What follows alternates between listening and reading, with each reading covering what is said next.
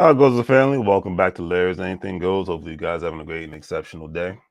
Alrighty, it's been a minute since I've gone live during this time of day during the week. Usually, if I go live during this time of day, it's on a Saturday. But I'm heading out of town this Thursday, so I'm getting on my lives and my videos out. The only way you really see me is on Instagram going live.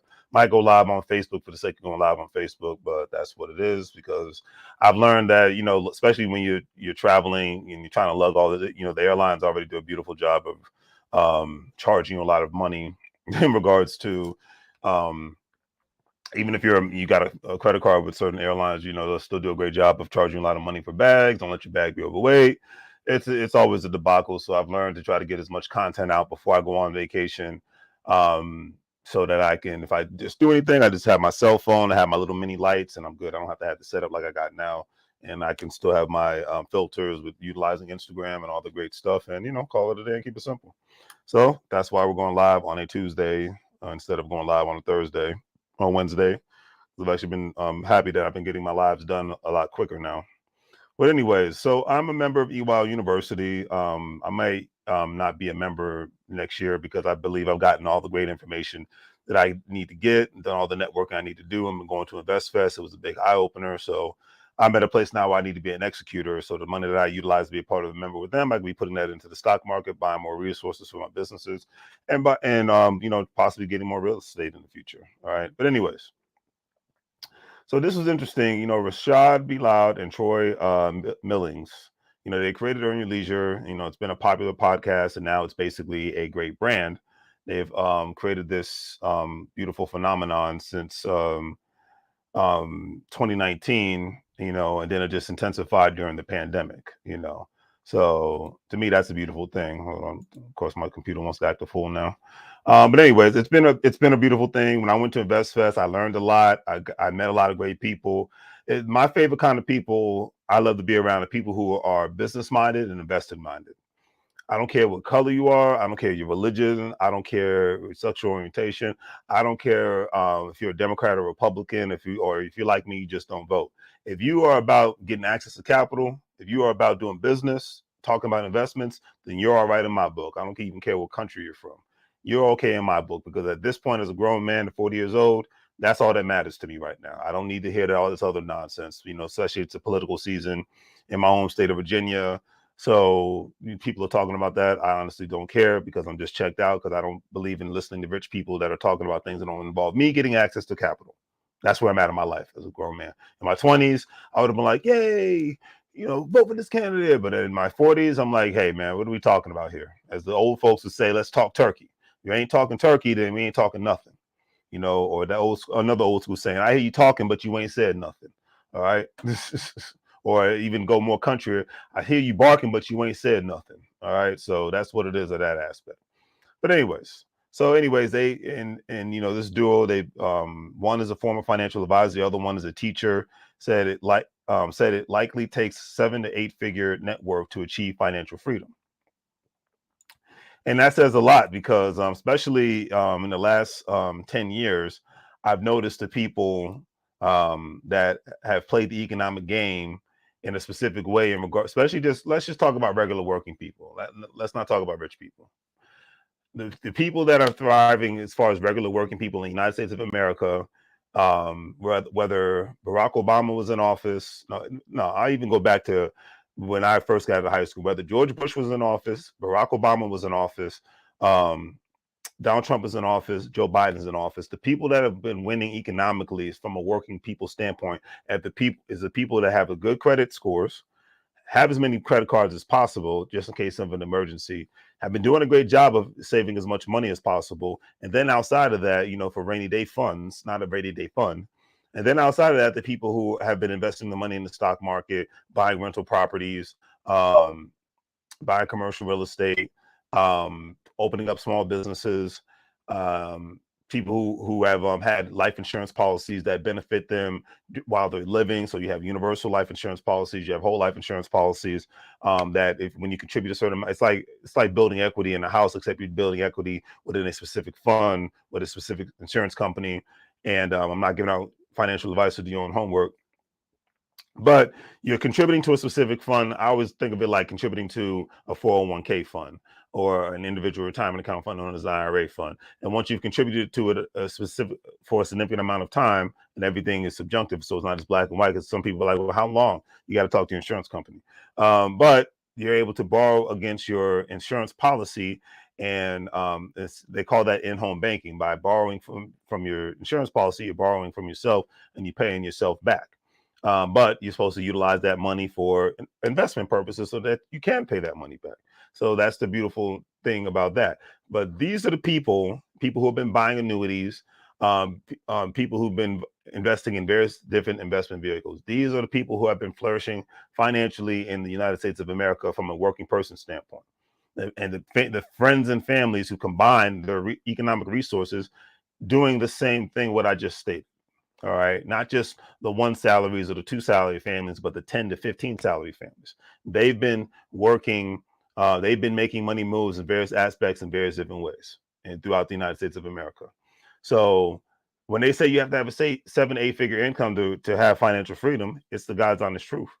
And in today's world, you got to make darn near you got to basically make $10,000 to $15,000 a month in order for you to really obtain financial freedom. And that's making that kind of money.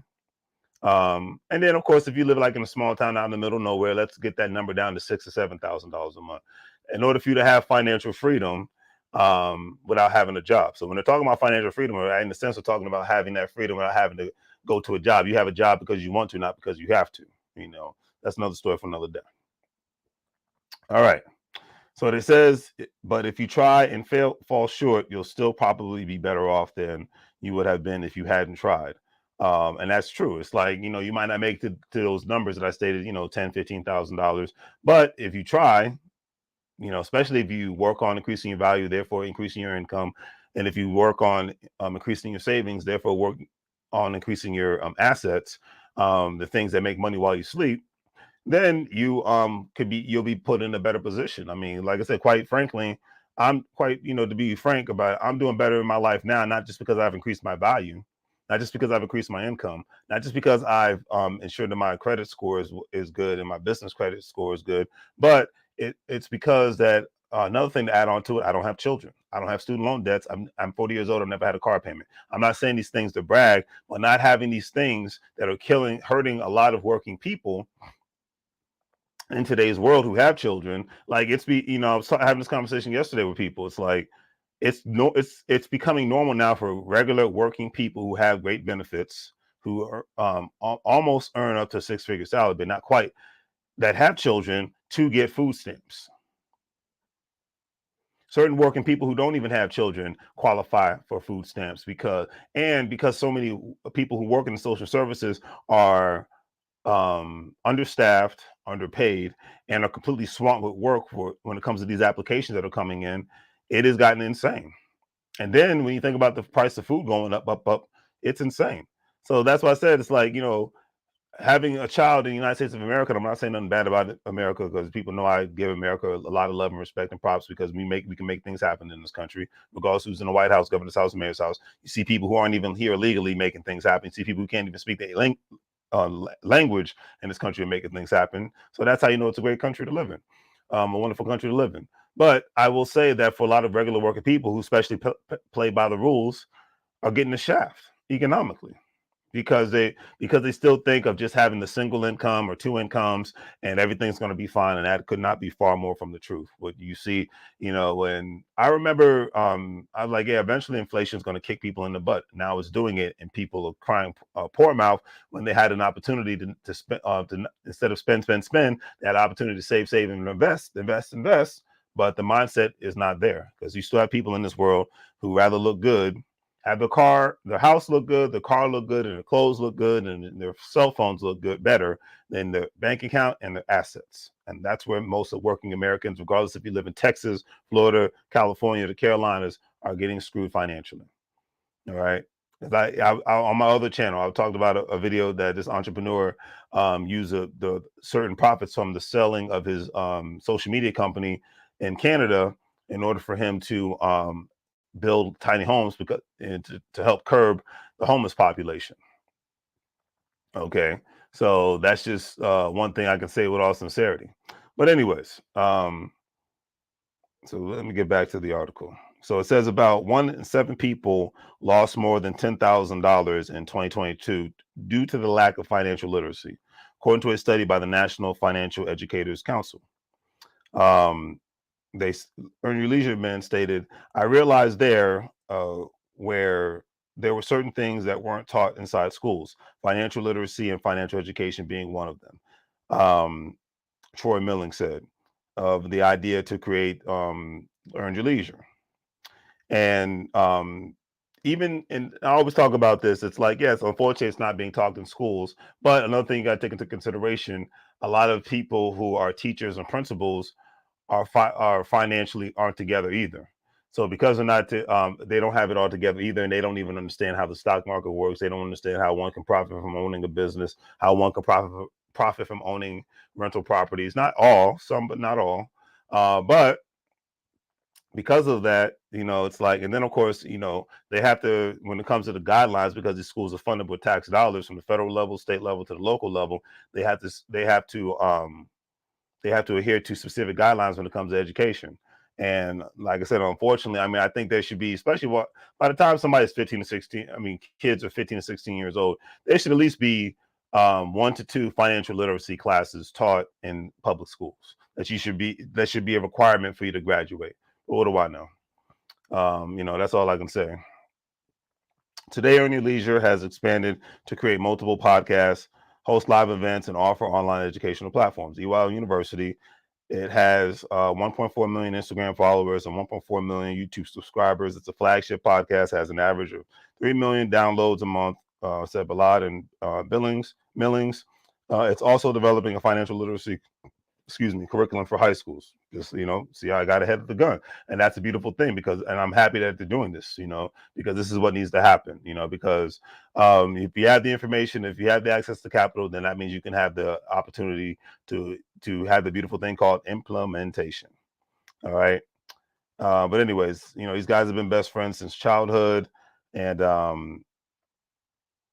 Rashad Bilad, not understanding the importance of investing or not knowing how compound interest works for a long time period. Investing was something that people looked at more as a luxury, not a necessity. If you're able to invest, then you're in the 1%, or you have to be wealthy to even be considered. Investing is not just for the rich and wealthy people. It's for everybody. I could not agree with that statement more. He says you can start with smaller balances and dollar cost averages. I mean, heck, I really started investing, and then just going to my personally, I really started investing more for myself back in 2016. That was the first time I bought my first stock outside of a 401k plan and outside of an IRA. Just me opening up a brokerage account. And then listening to people like Fatherhood University, listening to Dr. Boyce Watkins, listening to Earn Your Leisure, I started investing more. I downloaded Stash, downloaded Acorns, and just started to grow from there. Started buying cryptocurrency, started growing from there. And I don't have any regrets, because if I didn't, that money would either be withering away in the bank account, not collecting any interest, or I would have just spent it on some nonsense. And today, because of me, listening and then doing my own research, because it wasn't financial advice, it was financial education, I implemented on my own, but I have to do my own research. And it's like, at this point, because you still have a lot of working Americans to this day, they don't have enough money saved. They darn sure don't have any money invested, unless they're working for a company that makes it mandatory for you to have a 401k retirement plan, which to me is still better than nothing. Is it the best of the best? No, because it really wasn't meant to create. Really wasn't meant for people to be able to retire off of and survive. But because if you just look at the history of the 401k, it was really meant for corporations not to worry about having pensions anymore. And then two, it made it easier for people to invest in the stock market, because it didn't have enough people participating in the stock market at the time in the United States of America. And if the market doesn't have enough people contributing to it, then what good is the market ever going to be? So you got to think of it like that. All right. And Balad, the only way to really achieve financial freedom is if your money is growing without you working for the money. I could not agree with that statement more. How to achieve that is through investing. $1 will only be $1 if it's saved in the bank, but $1 can become $2 if it's invested. Simple and to the point. It's real talk. Most people understand this without even fully realizing that they understand it, because they have retirement plans, just like I was talking about. The whole point of retirement plan is investing. You put money into a 401k, and that money gets invested with the expectations that when you're 65 to 70 years old, you have a nest egg and you can draw from that and live off of the retirement. The only pathway to not working forever is having money in abundance, is to find ways to make more money with the money that you currently have. Simple and to the point. I could not agree with that statement more. And at the end of the day, I'm not, like I said, I'm not going to read the whole article, but at the end of the day, we're living in the time of the working poor. That's the main reason why I labeled this the working poor, because I never thought I would see a time frame where people who are making a decent living and even work for government agencies, meaning that they have promotion opportunities, they get decent raises, and they what is it? And they have a 401k, but because of inflation, they're not being able to they really can't afford to be able to pay their bills and raise families without either getting food stamps and or working a second job. Like most people now that are Uber drivers, most people now that are Grubhub drivers, DoorDash drivers, et cetera, and so forth. They call people who are participating in the gig economy. It's a part-time gig for most now. It's because they need the extra money. And for a lot of people, it's because they're just working full time and they like, quote unquote, being their own boss. But now a lot of people, it's become mandatory for them because they can't afford to. They need the extra money because they can't afford the day to day. Or they're not putting enough money away for retirement. Or a lot of times it's people who are retired. So it's just things that you got to take into consideration when you think about it. But at the end of the day, it's that's why I call it the working poor. It's on the rise. See, I remember when like I said, now I can say back because I'm getting quote unquote OG status in a sense. I remember when I was working 2 to 3 jobs at one time, and I've said it 1,000 times. I did it because I was trying to get my money together. I remember seeing people who were older than me whose money was always not right. They were bums and they couldn't get their car fixed. And I was like, yeah, I didn't even understand credit at the time, but I understood being able to have money in the bank. So um and I took advantage of living at home at the time. I was like, hey, let me put my money away.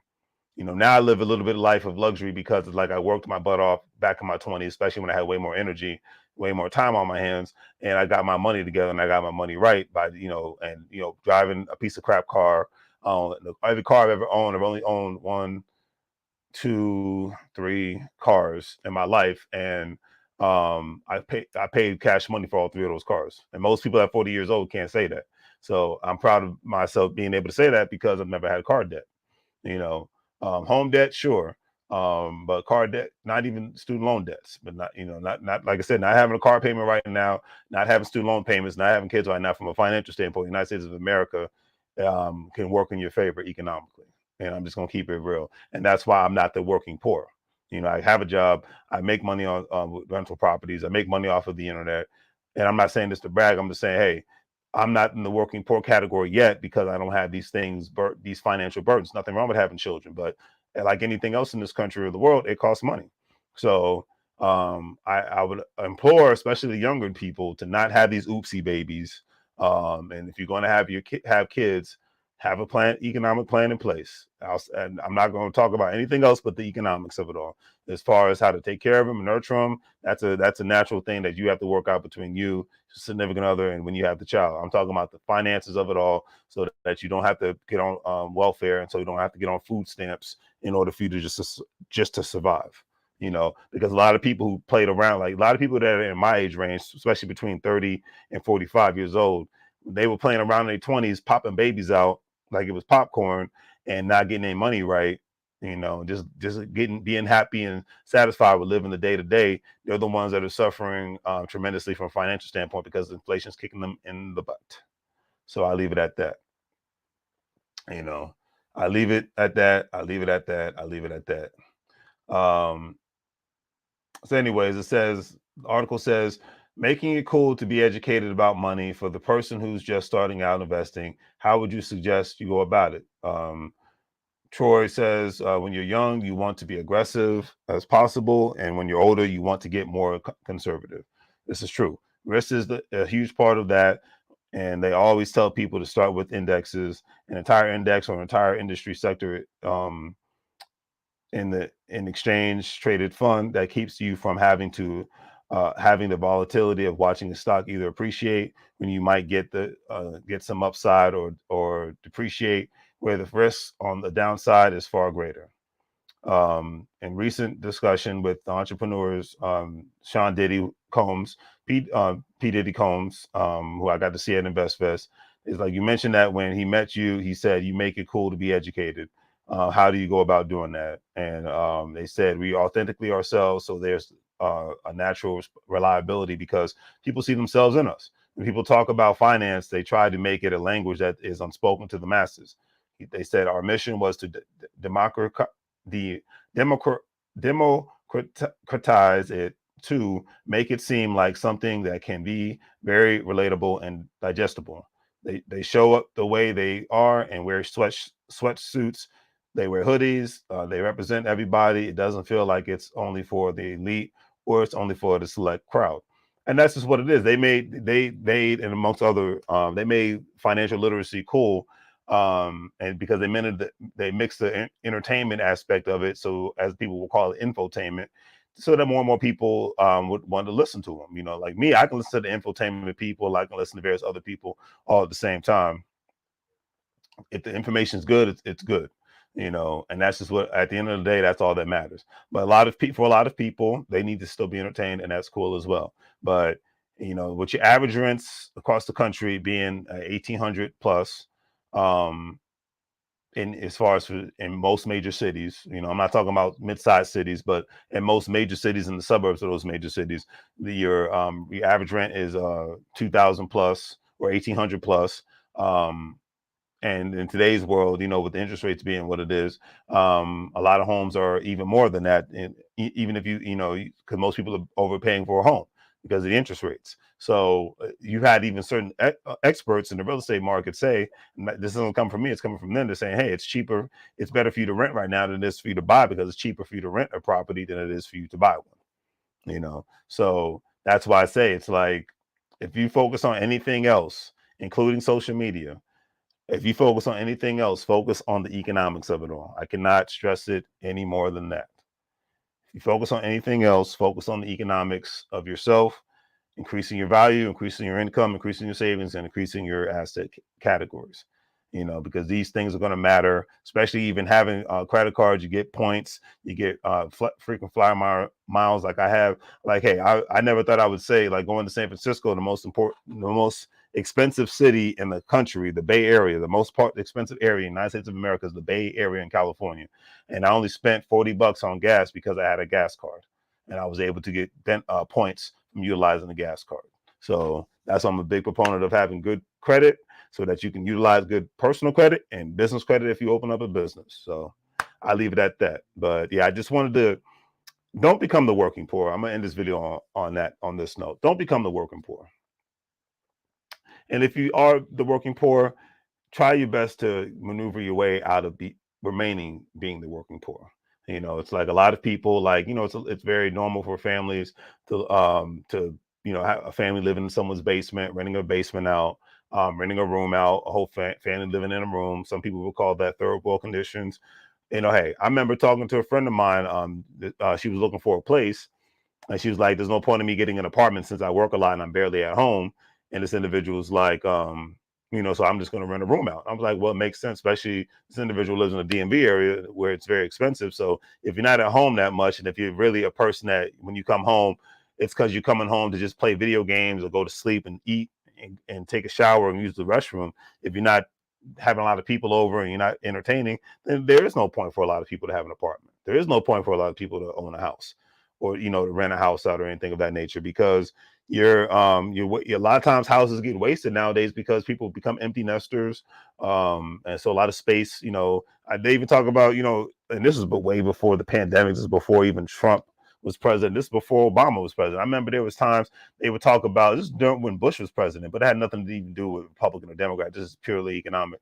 But I remember there was a time in a lot of major cities like New York City, Los Angeles, all the major overpriced cities, San Francisco, you had people who owned apartments or rented apartments out in the downtown areas, but a lot of times, most of the year, those apartments were empty. And I know during the pandemic that just intensified.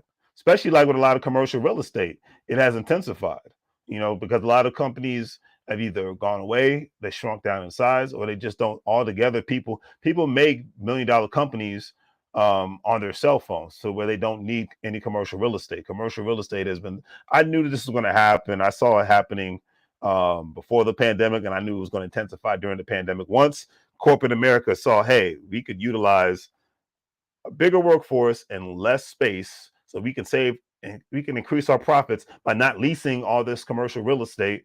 It just made sense, you know, and we could either not have commercial real estate or have less commercial real estate, and we could have commercial real estate in cheaper states and in cheaper cities and whatnot. So this is the thing that I saw happening in 2020, and it's just intensified now.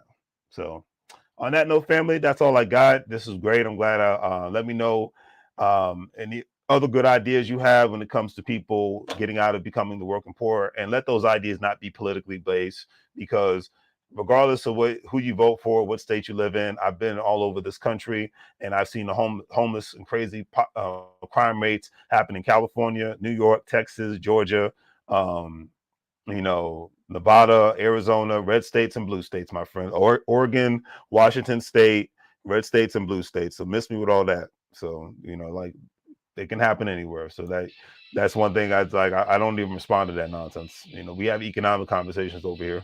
We've been doing this. I started this channel back in 2017 when Trump was in office, and I'm still going strong while Biden's in office. And I'm going to keep doing this till the day I die. So it is what it is. But on that note, family, do the great three things. Like, share, and subscribe. Have a great day.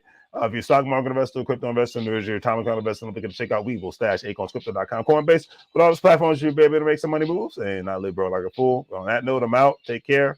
And thanks for watching. And, yes, there's a rise of the working poor, but we can get through it by being economically smart, increasing our value, increasing our income, lower our cost of living by not having overpriced cars and homes. And you not saying you can't have that one day, but if you can't afford it today, then that means you don't need to have it today. All right. You don't always have to have the credit, get it mentality. All right. I like to say, hey, have the credit, but do I really need to get it mentality? All right. So leave it at that. Take care.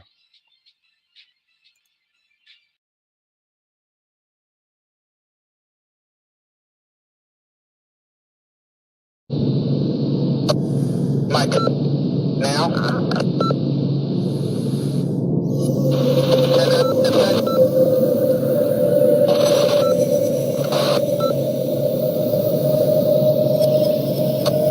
Mike, now.